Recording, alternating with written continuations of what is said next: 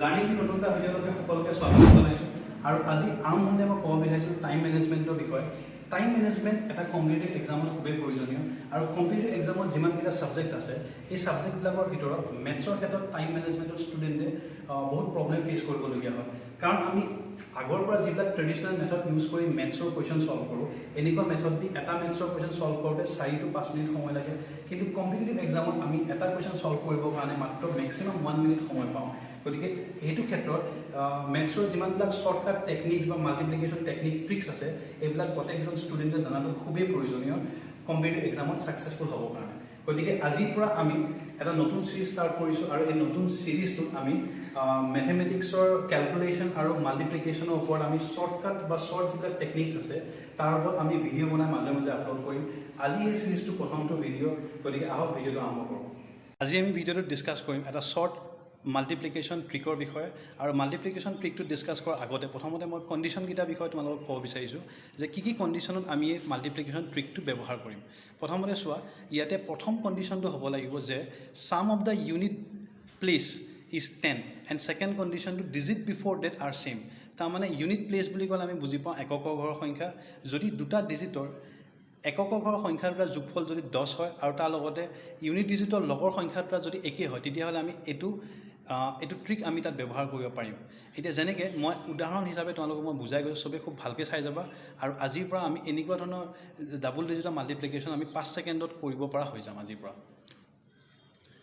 চ' প্ৰথমতে মই লিখিলোঁ এটা সংখ্যা 24 into 26, 24 into 26, 24 into 26। এতিয়া চোৱা, ইয়াতে 6 আৰু 4 যদি মই প্লাছ কৰোঁ তেতিয়াহ'লে কিমান হ'ব? 10 হ'ব। আৰু ইপিনে এইটো ছাইডে 10ৰ ইউনিট ডিজিটৰ ছাইডত এটা আছে 2 আৰু ইপিনেও আছে 2। গতিকে আমি ইয়াত এই ট্ৰিকটো ব্যৱহাৰ কৰিব পাৰোঁ কাৰণ ইয়াত কণ্ডিশ্যন দুটা কি হয়? এপ্লিকেবল হয়। গতিকে এতিয়া যদি মই ইয়াত কৰি চাওঁ তো এতিয়া মই কেনেকৈ কৰিম চাই যোৱা। 6 আৰু 4 যদি মই মাল্টিপ্লাই কৰোঁ তেতিয়াহ'লে কিমান হ'ব? 24। আৰু 24টো মই ক'ত লিখিম? তলত লিখিম, 6 তলত। তাৰপিছত মই 2 লগত মই কিমান যোগ কৰিম? 1 এটা যোগ কৰিম। 2 লগত যদি 1 যোগ কৰোঁ তেতিয়াহ'লে কিমান হ'ব? 3 হ'ব। এই 3টো মই কাৰ লগত? 2 লগত মাল্টিপ্লাই কৰিম আৰু মাল্টিপ্লাই কৰি পেলাই মই 24ৰ ছাইডত লিখিম। গতিকে 24 into 26 যদি মই মাল্টিপ্লাই কৰোঁ তেতিয়াহ'লে মই কিমান পাম? 624 পাম। গতিকে এইটো ট্ৰিক ইউজ কৰি এই ট্ৰিকটো য'ত য'ত ব্যৱহাৰ কৰিব পৰা যায় তাত আমি কেলকুলেশ্যন খুব কম টাইমত আমি কেলকুলেশ্যন কৰিব পাৰোঁ।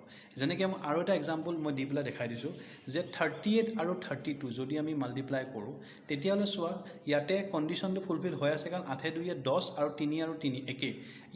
ইউনিট ডিজিটৰ যোগফল 10 আৰু 10 ডিজিট দুটা একে হয়। গতিকে মই এতিয়া ছল্ভ কেনেকৈ কৰিম? প্ৰথমতে 8 আৰু 2 মই মাল্টিপ্লাই কৰিম, কৰি পেলাই মই কিমান লিখিলোঁ? 16 লিখিলোঁ তলত। তাৰপিছত 3 লগত মই 1 যোগ কৰিলোঁ, কিমান হ'ব? তেতিয়াহ'লে 4 হ'ব। আৰু 4 আৰু 3 মই মাল্টিপ্লাই কৰি পেলাই কিমান পালোঁ? 12। আৰু 12টো লিখিলোঁ মই তাৰ 16ৰ ছাইডত। গতিকে 32 and 38 যদি মই মাল্টিপ্লাই কৰোঁ তেতিয়াহ'লে মই কিমান পাম? 1216।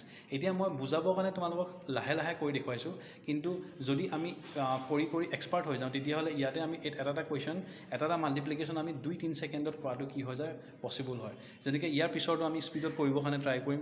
ছাপ'জ 92 into 98, তেতিয়াহ'লে প্ৰথম কিমান কৰিম? 8 দুগুণ কিমান হ'ব? 16। ইয়াত পাতিলোঁ 16। দেন 9ৰ লগত 1 প্লাছ কৰিলোঁ 10। 10 into 9 is equal to 90. So' 9016, 92 into 98 equal to 9016. চ' ইয়াৰ পিছত মই আৰু কেইটামান কুৱেশ্যনছ এনেকুৱা ধৰণৰ কুৱেশ্যন আৰু দুটামান মই কৰি দেখুৱাইছোঁ আৰু লগতে তোমালোকে নিজৰ বহী কলম উলিয়াই লোৱা আৰু মোৰ লগত তোমালোকে কৰি যোৱা। তো ইয়াৰ পিছত মই নেক্সট মই আৰু এটা মই কৰি দেখুৱাইছোঁ যে 73 into 77। গতিকে এই দুটা যদি মই মাল্টিপ্লাই কৰোঁ তেতিয়াহ'লে এগেইন তুমি কণ্ডিশ্যনকেইটা প্ৰথম চেক কৰিবা যে কণ্ডিশ্যনটো ফুলফিল হয় নহয়। কণ্ডিশ্যন ফুলফিল হয় কাৰণ 7 + 3 = 10 আৰু লগতে 7 আৰু 7 দুটা সংখ্যা একেই হয়। গতিকে আমি যোন দুটা কণ্ডিশ্যন পাইছিলোঁ যে ছাম অফ ইউনিট ডিজিট দুটা ছাম কিমান হ'ব লাগে? 10 হ'ব লাগে আৰু তাৰ ইউনিট ডিজিটৰ লগত থকা ডিজিট দুটা একেই হ'ব লাগে। এই দুটা ইয়াতো এপ্লিকেবল হয়। গতিকে ইয়াতো আমি এই ট্ৰিকটো ব্যৱহাৰ কৰিব পাৰিম। গতিকে প্ৰথম কেনেকৈ কৰিম? 7 আৰু 3 মাল্টিপ্লাই কৰিম। 7 into 3 is equal to 21। তাৰপিছত 7ৰ লগত আমি যদি 1 প্লাছ কৰোঁ 8 into 7 কিমান হ'ব? 56। গতিকে টোটেল কিমান হ'ব? 72 into 77 equal to 5621। তো আৰু এটা সংখ্যা লওঁ 84 into 86 84 into 86 এতিয়া আমাৰ স্পীডত কৰি মই দেখুৱাইছোঁ 6 into 4 equal to 24 তাৰপিছত 9 8 লগত এক যোগ কৰিলোঁ 9 হ'ল 9 into 8 equal to 72 is equal to 84 into 86 equal to 7224 গতিকে এইটো ৰুল এপ্লিকেবল কৰি পেলাই বা এইটো ট্ৰিক ইউজ কৰি আমি ডাবল ডিজিটৰ এনেকুৱা ধৰণৰ য'ত এই কণ্ডিশ্যন দুটা ফুলফিল হয় যিকোনো মাল্টিপ্লিকেশ্যন আমি 3 পৰা 5 ছেকেণ্ডত কৰাটো পচিবল গতিকে ইয়াৰ লগতে মই আৰু এটা ক'ব বিচাৰিছোঁ যে এই ট্ৰিকটো ইউজ কৰি পেলাই আমি আৰু কেইটামান মাল্টিপ্লিকেশ্যন কৰিব পাৰোঁ যেনেকৈ স্কুৱেৰ যদি আমি সেম নাম্বাৰ য'ত ডাবল ডিজিটৰ সেম নাম্বাৰ আৰু য'ত নাম্বাৰকেইটা এণ্ডিং 5ত হয় এনেকুৱা ধৰণৰ স্কুৱেৰ আমি 5 ছেকেণ্ডত কৰিব পাৰোঁ যেনেকৈ মই ক'লোঁ যে 35 স্কুৱেৰ যদি মই কওঁ যে 35 স্কুৱেৰ কিমান হ'ব যেনেকৈ মই কওঁ যে 75 স্কুৱেৰ কিমান হ'ব যেনেকৈ মই যদি কওঁ 45 স্কুৱেৰ কিমান হ'ব তেতিয়াহ'লে এনেকুৱা ধৰণৰ স্কুৱেৰ য'ত এণ্ডিংটো কিহত হয় 5ত এণ্ড হয় সংখ্যাকেইটাৰ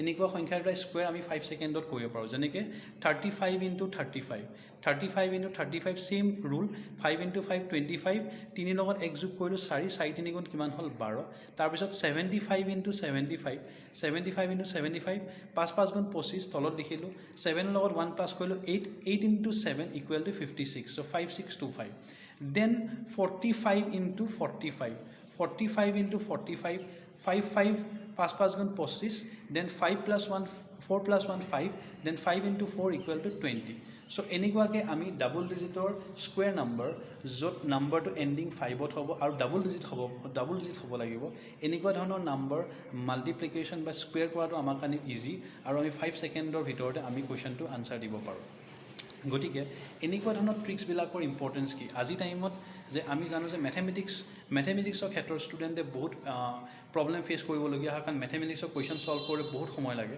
গতিকে এনেকুৱা শ্বৰ্ট ট্ৰিক্স এণ্ড টেকনিকবিলাক যদি আমি মাল্টিপ্লিকেশ্যনৰ জানো তেতিয়াহ'লে মেথমেটিক্সৰ যোনটো পৰ্চন এই পৰ্চনটো কুৱেশ্যনবিলাক আনচাৰ কৰোঁতে আমি খুব কম টাইমত আমি কুৱেশ্যন আনচাৰ কৰিব পাৰিম এতিয়া আহিবলগীয়া সময়ত আজিৰ পৰা 3-4 মাহৰ পিছত SSC এক্সাম আহি আছে তাৰপিছত অসম গভৰ্ণমেণ্টৰো হয়তো বহুতকেইটা চাকৰি এক্সাম হ'ব গতিকে এইখিনি বস্তু যদি তোমালোকে ভালকৈ শিকি ল'ব পাৰা শ্বৰ্ট ট্ৰিক্স এণ্ড টেকনিক তেতিয়াহ'লে মাল্টিপ্লিকেশ্যন কৰাটো ইজি হ'ব আৰু এনেকুৱাকৈ যদি আমি যদি কম টাইমত মাল্টিপ্লাই কৰিব পাৰোঁ তেতিয়াহ'লে মেথছৰ কুৱেশ্যনবিলাক আমি খুব কম টাইমৰ ভিতৰত আমি কি কৰিব পাৰিম আনচাৰ দিব পাৰিম গতিকে শেষত মই এইখিনি ক'ব বিচাৰিছোঁ যে আমি আজিৰ পৰা এটা নতুনকৈ শ্বৰ্ট মাল্টিপ্লিকেশ্যন ট্ৰিক্সৰ এটা নতুন প্লে'লিষ্ট ষ্টাৰ্ট কৰিম আৰু ইয়াতে আমি এটাৰ পিছত এটা ভিডিঅ' দিবৰ কাৰণে চেষ্টা কৰিম গতিকে আজি ইয়াৰ প্ৰথমটো ভিডিঅ' আমি আপলোড কৰিলোঁ ইয়াৰ পিছত আহিবলগীয়া টাইমত আমি সোনকালে শ্বৰ্ট মাল্টিপ্লিকেশ্যন আৰু কেলকুলেশ্যন ট্ৰিক্সৰ ভিডিঅ' আমি আপলোড কৰিম গতিকে শেষত ভিডিঅ'টো যদি আপোনালোকে চাই ভাল পাইছে তেতিয়াহ'লে লাইক কৰিব কমেণ্ট কৰিব শ্বেয়াৰ কৰিব আৰু যদি কাৰোবাৰ কিবা ডাউটছ সুধিবলগীয়া আছে তেতিয়াহ'লে মোক কমেণ্ট বক্সত